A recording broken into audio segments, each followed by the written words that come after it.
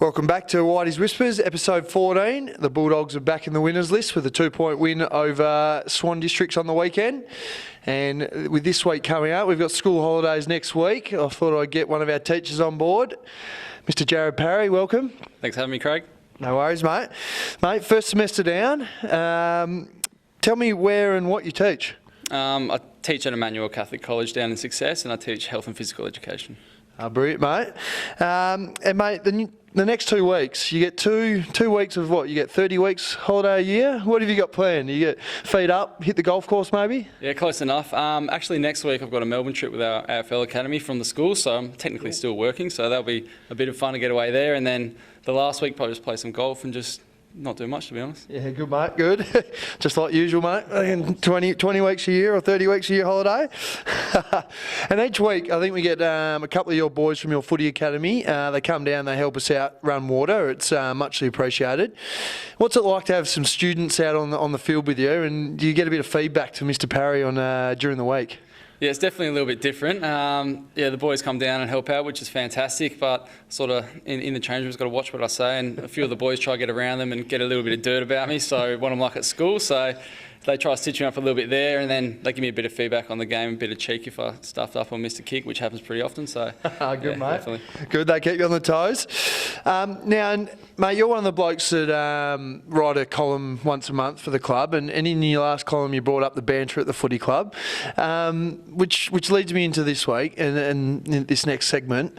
Who would be 3 blokes that are probably the best at the banter, and who are 3 blokes that you reckon the banter's directed at the most? Yeah, right. Definitely start with the good. The best banter is probably, like I mentioned, Adam Googs. He's terrific. Yep. He's pretty witty, very intelligent, so he's very funny. Brock Higgins, just for his sense of humour, that's a bit strange. Is always good.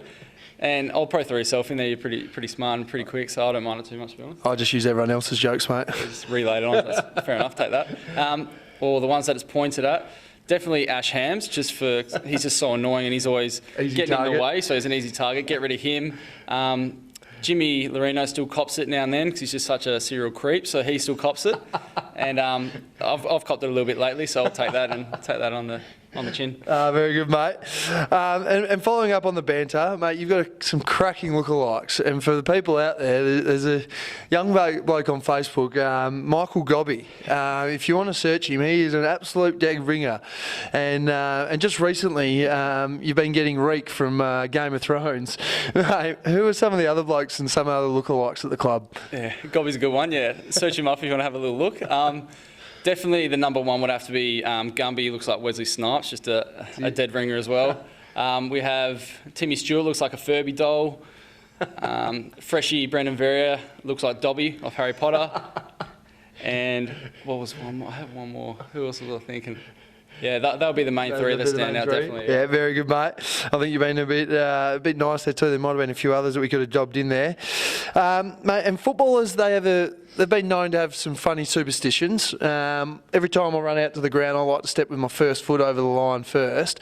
Yours is a little bit different and weird. You get your dad to clean your footy boots before every game. How did that start? That's a total stitch up. That's definitely not true. Every week? No, not every week. Once it was a muddy game, it was a little bit dirty, a little bit wet, and then he decided to clean them when a few boys were around, and then ever since then I've just been stitched up. Now moving out at home, my beats are a little bit dirty, so I might just need to take them around. And now you get Louis Harvey to clean your boots.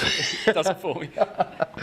And mate, normally on the last question I touch on this week's game, but we've got a bias. I'll just continue on with the good stuff. Next month we've got our famous ladies' night coming up, and it's a little bit bittersweet for yourself.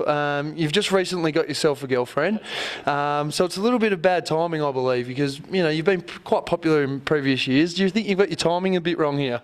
That's definitely a stitch up. That's not true. That's definitely not true. Not what I've been told. It will be a good night, no doubt. I'm sure all the boys will be down in the gym, so the numbers will increase a little bit in the next month.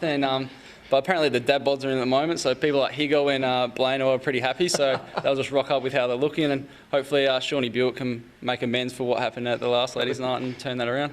Well, there you go, ladies and gentlemen. Right from Reek's mouth, the man is single, so make sure you get down and try your luck for all the ladies out there. For all the Bulldog supporters this week, put your feet up, enjoy the week off, and go the Bulldogs.